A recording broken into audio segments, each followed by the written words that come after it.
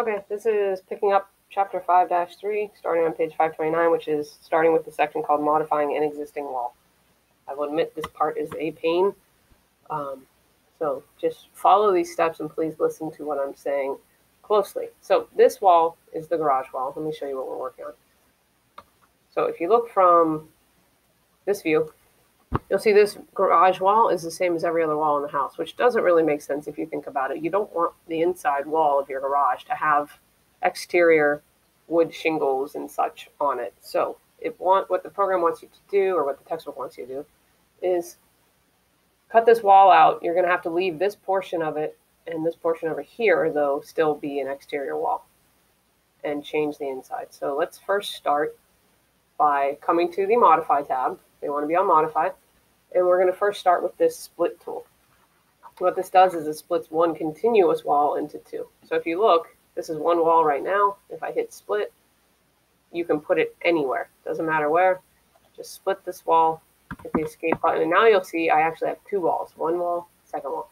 The reason for this is we're going to use this button we just talked about, which is the trim tool, and click this, and we're going to basically cut away the inside portion of the garage wall. So if you remember, you click on the parts you want to keep. So I'm going to keep this wall and the little section outside.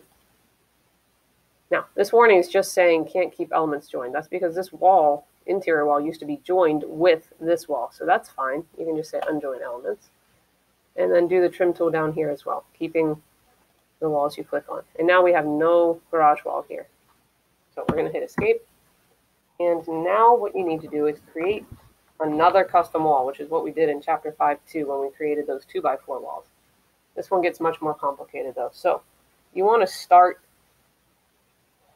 by clicking on wall, and instead of the interior wall, we're going to go back to our wood stud wall, and we're going to do a duplicate again. So we're going to edit, duplicate, and this one is going to be called exterior garage wall. And they actually want interior to be put in there. So basically it's an exterior type of wall, but it's inside of the garage. I'm going to hit OK. Oh shoot, it already has been created. So just so that you see this again,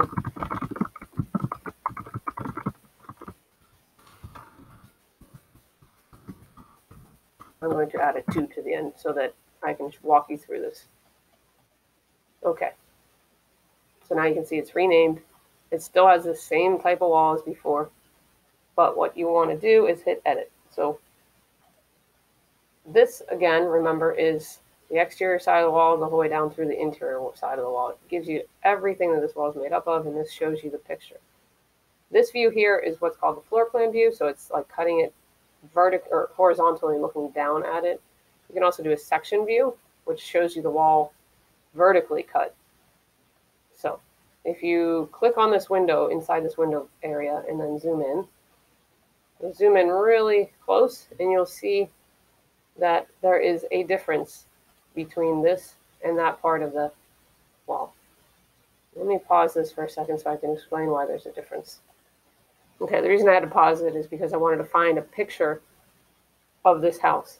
So if you imagine what I just showed you, which was a cross-section view of the wall, what that cross-section view looks like is you have this type of wall up here, which is a clapboard. This white thing is what's called a sweep because it sweeps around the entire house. And then this is the shingle siding up here. So that's why there are 3 different regions in the makeup of that wall.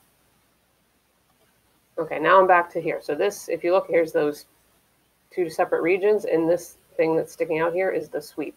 So what it wants you to do is merge these 2 regions so that they don't exist anymore. So what you do is you hit merge regions, and you have to get it to so that that arrow is going down or up, actually, it doesn't matter which way you go. And I'm going to click that. And now those 2 regions are merged. There's no longer the other type. Okay.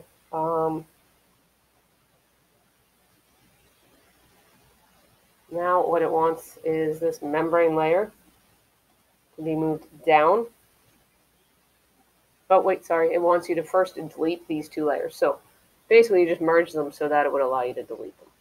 So delete, delete, Now, this is what I was just mentioning before. You want to move the membrane layer down. That's because you don't want a membrane layer to be on the outside of your wall. Otherwise, it would just get all torn up and ruined. So I'm going to hit down. So now it's between this plywood and this, which you all now know as the stud, the 2x4.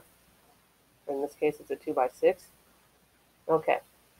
You're supposed to still leave it as a 2x6. You're going to change this layer right here that's called sheathing and plywood. You're going to change it so it's only a 1/2 inch thick. And you're going to change the material rather than being wood, because you don't want plywood on your wall. You want what we always say is the gypsum wall board. So you hit these little triple arrows. You can search for it here by typing gypsum. And there it is.